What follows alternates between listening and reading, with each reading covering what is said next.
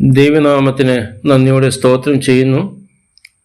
ഇനി രാവിലെ സമയത്ത് ആരാധനയോടുള്ള ബന്ധത്തിൽ ഒരു വേദഭാഗം വായിക്കുവാൻ തക്കോണം ആഗ്രഹിക്കുന്നു. സങ്കീർത്തനത്തിൽ നിന്നും 63 സങ്കീർത്തനം, അതിൻ്റെ 1, 2, 3 വാക്യങ്ങൾ ഞാൻ വായിക്കട്ടെ.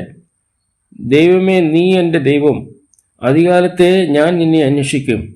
വെള്ളമില്ലാതെ ഉണങ്ങി വരേണ്ട ദേശത്ത് എൻ്റെ ഉള്ളം നിനക്കായി ദാഹിക്കുന്നു, എൻ്റെ ദേഹം നിനക്കായി കാംക്ഷിക്കുന്നു.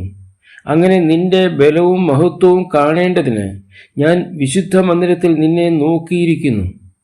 നിന്റെ ദയ ജീവനേക്കാൾ നല്ലതാകുന്നു. എൻ്റെ അധരങ്ങൾ നിന്നെ സ്തുതിക്കും. ദൈവം നാം മഹത്വപ്പെടുമാറാകട്ടെ. ഇതിൻ്റെ 1 വാക്യത്തിൻ്റെ അവസാന ഭാഗത്ത് നാം കാണുന്നത്, എൻ്റെ ഉള്ളം നിനക്കായി ദാഹിക്കുന്നു. ദാഹിക്കുന്ന ഒരു ദാവീദിനെയാണ് നമുക്കിവിടെ കാണുവാൻ തക്കണം കഴിയുന്നത്. അതെ, ദാഹത്തിനായിട്ട്, ദാഹശമനത്തിനായിട്ട് ദൈവത്തിങ്കിലേക്ക് നോക്കുന്ന ഒരു ദാവീദിനെയാണ് നമുക്ക് കാണുവാൻ തക്കണം കഴിയുന്നത്. ഈ ദാഹം എന്ന് പറഞ്ഞു കഴിഞ്ഞാൽ വെള്ളം കൊണ്ട് ശമനം ഉണ്ടാകുന്ന ദാഹമല്ല. കാരണം ഇതിൻ്റെ പിൻപശ്ചാത്തലം ഞാൻ തുടർന്ന് പറയുന്നതാണ്. ഈ ദാവീദ് വനാന്തരത്തിലെ മരുഭൂമിയിലെ അനേക നാളുകൾ ആടുകളെ മേയിച്ചുകൊണ്ട് നടന്നതാണ്. ആ സമയത്തേക്കും വെള്ളത്തിൻ്റെ ക്ഷാമം ഉണ്ടാകുകയും ദാഹിക്കുകയൊക്കെ ചെയ്തു. എന്നാൽ ഒരു ദാവീദിനെ സംബന്ധിച്ചിടത്തോളം ദാഹം എന്നത് ഒരു പുത്തിരിയല്ല, വെള്ളം കൊണ്ട് ശമിക്കാവുന്ന ഒരു ദാഹവുമല്ല ഈ ദാഹം ശമിക്കണമെന്നുണ്ടെങ്കിൽ തനിക്ക് വളരെ വ്യക്തമായിട്ടറിയാം, എൻ്റെ ദാഹം ശമിപ്പിക്കുവാൻ ഈ ലോകത്തിലെ വെള്ളം അത് അസാധ്യമാണ്. എന്നാൽ ഒരുവൻ മാത്രമേ എൻ്റെ ദാഹം ശമിപ്പിക്കുവാൻ കഴിയുള്ളൂ. എൻ്റെ ദാഹശമനത്തിന് ഒരു വ്യക്തി മാത്രമേ ഉള്ളൂ, അത് വലിയവനായിരിക്കുന്ന ദൈവമാണ്. പ്രിയരെ, ഇവിടെ ഞാൻ ഒരു വസ്തുത പറയുവാൻ ആഗ്രഹിക്കുകയാണ്. നമ്മുടെ ദാഹം ശമിപ്പിച്ച ഒരു കർത്താവ് നമുക്ക് വേണ്ടിയുണ്ട്. നാം ദാഹിച്ചു വലഞ്ഞവരായിരുന്നു. നാം ദൈവത്തിൽ സന്നിധിയിലേക്ക് കടന്നു വരണമെന്ന് നാം ആഗ്രഹിച്ചവരായിരുന്നു. എന്നാൽ നമ്മുടെ ദാഹം ദൈവം ശമിപ്പിച്ചതുകൊണ്ടാണ് ഇന്ന് ദേവാലയത്തിൽ ആരാധനയിൽ കടന്നു വന്ന് ദൈവത്തെ സ്തുതിപ്പാൻ തക്കണം സഹായിച്ചത്. എന്നാൽ ഒരു കാര്യം ഓർക്കട്ടെ, നമ്മുടെ ദാഹം തീർക്കുവാൻ വേണ്ടി നമ്മുടെ കർത്താവായ യേശു ക്രിസ്തു കാൽവരി ക്രൂശിൽ പറഞ്ഞു. എല്ലാ തിരുവെഴുത്തുകളും പൂർണ്ണമായതിനു ശേഷം കർത്താവ് പറഞ്ഞു, എനിക്ക് ദാഹിക്കുന്നു എന്ന്. സമുദ്രത്തെ നിർമ്മിച്ച് സൃഷ്ടിച്ച ദൈവം, സകല ചരാചരങ്ങളെയും സൃഷ്ടിച്ചതായിരിക്കും ദൈവം, ക്രൂശിന്മേൽ കിടന്നുകൊണ്ട് അല്പം വെള്ളത്തിന് വേണ്ടി ദാഹിക്കുന്നു. എന്തിനു വേണ്ടിയാണെന്ന് ചോദിച്ചു കഴിഞ്ഞാൽ എൻ്റെയും നിൻ്റെയും ദാഹത്തിന് ഒരു ശമനം വരുത്തുവാൻ വേണ്ടി, ആ ദാഹത്തിൽ നിന്ന് നമുക്ക് വിടുതൽ തരുവാൻ വേണ്ടി. അതേ, വലിയവനായിരിക്കുന്ന കർത്താവ് കാൽവരി ക്രൂശിൽ 2000 വർഷങ്ങൾക്ക് മുമ്പ് പറഞ്ഞു, എനിക്ക് ദാഹിക്കുന്നു എന്ന്. ഈ ഭാഗത്തേക്ക് നമുക്ക് കടന്നു വരാം. ദാവീദാണ് ഈ സങ്കീർത്തനം എഴുതിയത് എന്ന് ഇതിൻ്റെ തലക്കെട്ടിൽ നിന്നും നമുക്ക് കാണുവാൻ കഴിയുന്നുണ്ട്. അതുമാത്രമല്ല, ഒരു യഹൂദ മരുഭൂമിയിൽ ഇരുന്നാണ് ഈ സങ്കീർത്തനം എഴുതിയത്. യഹൂദ മരുഭൂമി എന്ന് പറഞ്ഞു കഴിഞ്ഞാൽ കനാനിൽ മരുഭൂമി ഉണ്ടെന്നുള്ള വസ്തുത നാം ഒരിക്കലും മറന്നു പോകരുത്. അങ്ങനെ സങ്കീർത്തനത്തിൻ്റെ പശ്ചാത്തലം നമുക്ക് മനസ്സിലാക്കണമെന്നുണ്ടെങ്കിൽ വളരെ വ്യക്തമായും സ്പഷ്ടമായും 2 ശമൂവേൽ 15 തൊട്ട് 17 വരെയുള്ള അധ്യായങ്ങൾ വായിച്ചാൽ നമുക്ക് പിടികിട്ടും.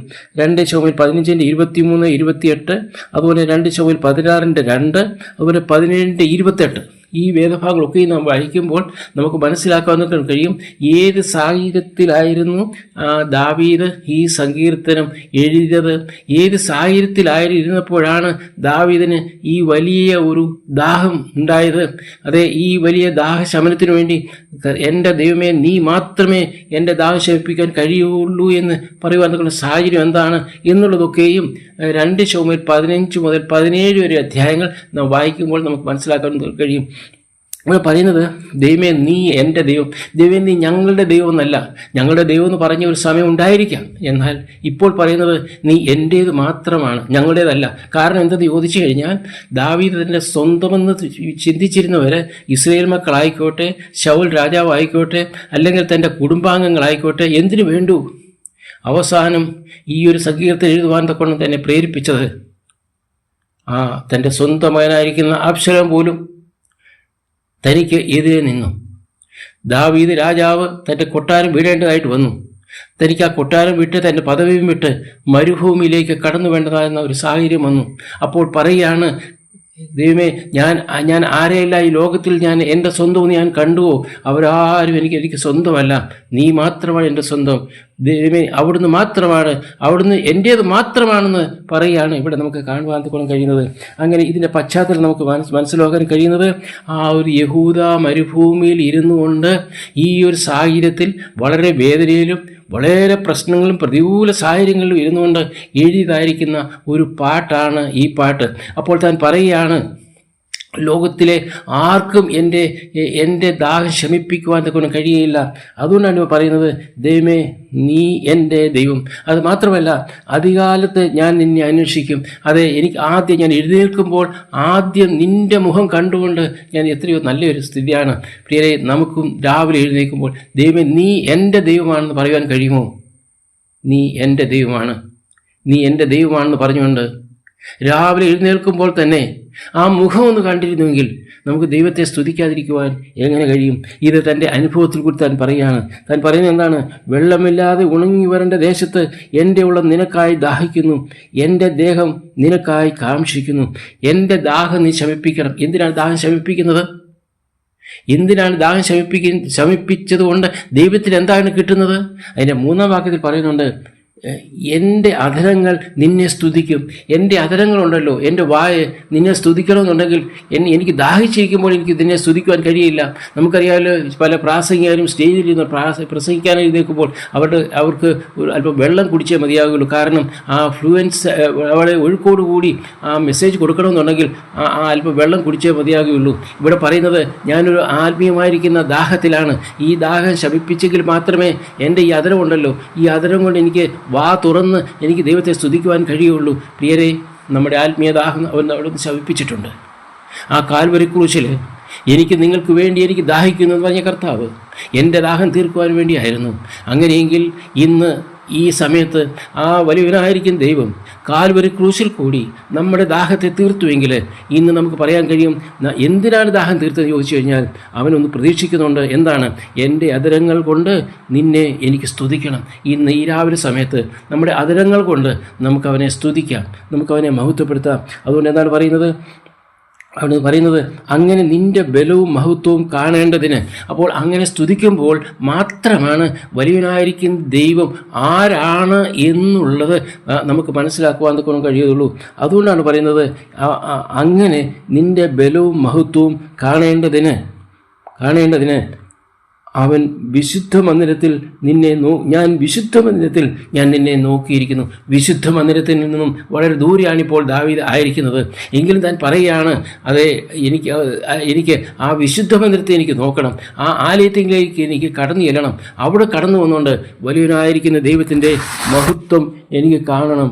ഇതാണ് താൻ പറയുന്നത്. പ്രിയരെ, ഇതാണ് നമ്മുടെയും ജീവിതത്തിൽ നമ്മുടെ ദാഹം തീർത്ത് നമ്മെ ആ ദാഹത്തിൽ നമുക്ക് വിടുതൽ തന്ന് ദൈവം നമ്മെ ഈ സ്ഥാനത്ത് ആക്കിയിരിക്കുമ്പോൾ നാം ചെയ്യേണ്ടത് ആ ദാവീദിനെ പോലെ നമ്മുടെ ആദരം കൊണ്ട് നമുക്ക് ദൈവത്തെ സ്തുതിക്കാം, നമുക്ക് ദൈവത്തെ മഹത്വപ്പെടുത്താം. ഇതാണ് ദൈവം നമ്മൾ കൂടി ആയിരിക്കുന്നത്. ദാവീദ് പിന്നെ പറയുന്നത്, എനിക്ക് വലിയ ദാഹമുണ്ട്, എന്നാൽ എൻ്റെ ദാഹം വെള്ളം കൊണ്ട് ശമിപ്പിക്കാൻ പറ്റത്തില്ല. ദൈവമേ, നിനക്ക് മാത്രമേ എൻ്റെ ദാഹം ശമിപ്പിക്കുവാൻ കഴിയുകയുള്ളൂ.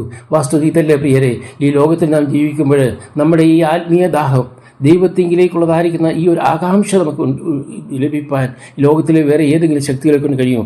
എന്തിനാണ് ദാഹം ശമിച്ച് കിട്ടേണ്ടത്? ഞാൻ പറഞ്ഞല്ലോ, അധരങ്ങൾ സ്തുതിക്കേണ്ടതിനാണ്. ഈ അധരങ്ങൾ സ്തുതിക്കണമെന്നുണ്ടെങ്കിൽ എന്താണ് വേണ്ടത്? ദാഹം തീർക്കേണ്ടതായിട്ടുണ്ട്. ദൈവത്തിന് മാത്രമേ കഴിയുള്ളൂ. ദൈവത്തെ അന്വേഷിക്കുന്നവർക്ക് മാത്രമേ ഈ ആത്മീയ ദാഹം ദൈവം മാറ്റി തരികയുള്ളൂ. ഇവിടെ ദാവീദ് പറയുന്നത്, ഇത് ശാരീരിക ദാഹമല്ല, പിന്നെയോ പ്രത്യുത ഒരു ആത്മീയ ദാഹമാണ്. ഈ ദാഹം ശമിപ്പിക്കുവാൻ ദൈവത്തെ ആഗ്രഹിക്കുക മാത്രമല്ല, അധികാലത്ത് ദൈവത്തെ അന്വേഷിക്കണം. താൻ മുഖാന്തരം ദൈവത്തിൻ്റെ മഹത്വവും ബലവും കാണുവാൻ അതേ കഴിയും. യേശു ക്രിസ്തു ഒരിക്കൽ ശമരിയസ്തരോട് ഇപ്രകാരം പറഞ്ഞു. യോഹന്നാൻ സുവിശേഷം 4-13 നാം വായിക്കുന്നുണ്ട്. യേശു അവരോട്, ഈ വെള്ളം കുടിക്കുന്നവന് എല്ലാം പിന്നെയും ദാഹിക്കും. പ്രിയരെ, 14-ാം വാക്യത്തിൽ, ഞാൻ കൊടുക്കുന്ന വെള്ളം കുടിക്കുന്നവനോ ഒരു നാളും ദാഹിക്കുകയില്ല. പ്രിയരെ, ആ വെള്ളം ദൈവം നമുക്ക് ദാനമായി തന്നിരിക്കുകയാണ്. ഈ ലോകത്തിലെ വെള്ളമല്ല, ഈ ലോകത്തിലെ ജലം കുടിച്ചു കഴിഞ്ഞാൽ പിന്നെയും ദാഹിക്കും. എന്നാൽ കർത്താവ് പറയുന്നത് എന്താണ്? ഞാൻ കൊടുക്കുന്ന ജലം കുടിക്കുന്നവനോ ഒരു നാളും ദാഹിക്കില്ല.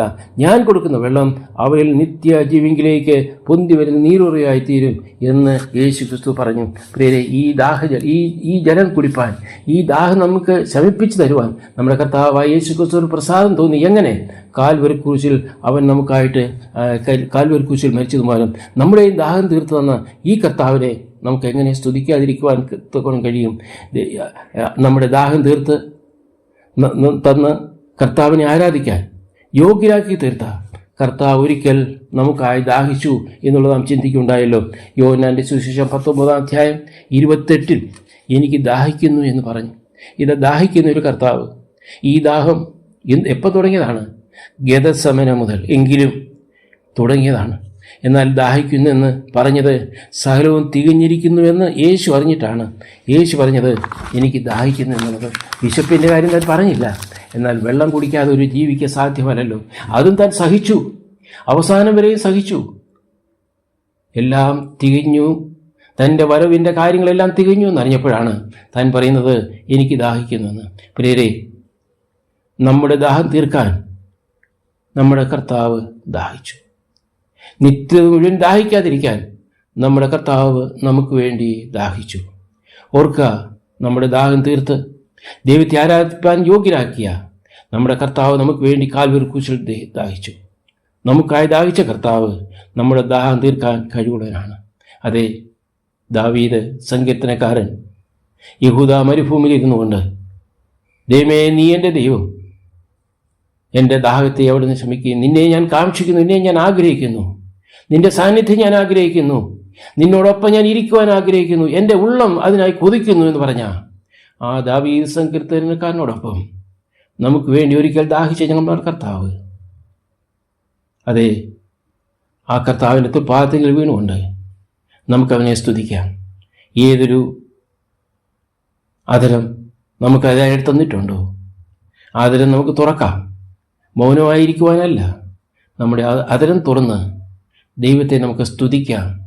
അവൻ്റെ ബലവും മഹത്വവും നമുക്ക് കാണാം. സ്വർഗത്തിലേക്ക് നമുക്ക് നോക്കാം. ആ കാൽവരി ക്രൂശിങ്കിലേക്ക് നമുക്ക് നോക്കാം. നമുക്ക് വേണ്ടി ഒരിക്കൽ ദാഹിച്ച നമ്മുടെ കർത്താവ്.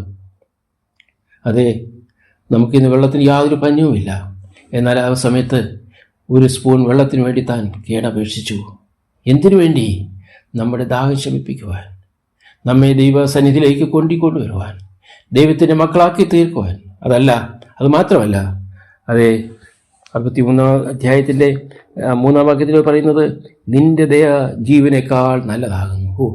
ആ ദയ നമുക്ക് കാണണമെന്നുണ്ടെങ്കിൽ ആ കാൽവരി ക്രൂശിങ്കിലേക്ക് നോക്കുക. തൻ്റെ ദയ എത്ര വലുതാണ്. പറയുന്നത് തൻ്റെ ദയ ജീവനേക്കാൾ വലുതാണ്. അതുമാത്രമല്ല, അതുകൊണ്ട് എൻ്റെ അധരങ്ങൾ ഞാൻ തുറക്കാതിരിക്കുകയില്ല, ഞാൻ നിന്നെ സ്തുതിക്കാതിരിക്കുകയില്ല, ഞാൻ നിന്നെ സ്തുതിക്കും. നമുക്ക് ദൈവത്തെ സ്തുതിക്കാം, നമുക്ക് ദൈവത്തെ ആരാധിക്കാം. ദൈവം നമ്മെ സഹായിക്കുമാറാകട്ടെ. ദൈവനാമം മഹത്വപ്പെടുമാറാകട്ടെ.